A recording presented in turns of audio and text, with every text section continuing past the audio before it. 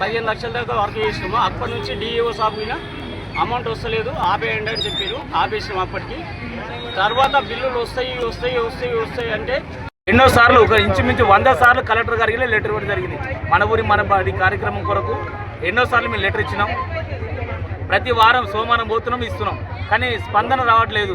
ఉన్న కలెక్టర్ వెళ్ళిపోయిండు. కొత్త కలెక్టర్ వచ్చిన తర్వాత ఇలా ఒక 5 నుంచి 6 సార్లు సెక్రటరీకి లెటర్ రాసినా చెప్పి ఆయన చెప్పడం జరిగింది.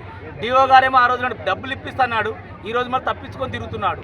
అందు గురించి మాకు పైసలు మాకు మన ఊరి మన బాడి కార్యక్రమం పనిచేసినాం కాబట్టి ఇప్పుడున్న ప్రభుత్వం ఏం చేసిందంటే మన ఊరి మా ఆదర్శ పాఠశాల డబ్బులు పెట్టి వారితో మళ్ళీ డిఓ గారు కొత్త పనులు చేపిస్తున్నాడు. మన ఊరి మన పాఠశాల పనిచేసిన వారి డబ్బులు ఇవ్వకుండా మమ్మల్ని మోసం చేస్తున్నారు. తక్షణమే మా డబ్బులు ఇప్పించి మాకు న్యాయం చేయగలుగుతారని కోరుతున్నాం ఈ ప్రభుత్వాన్ని. నేను దుర్గా కాలనీ వటర్ కాలనీలో స్కూల్లో, ముంబై స్కూల్లో వర్క్ చేసిన మన ఊరి మన బడి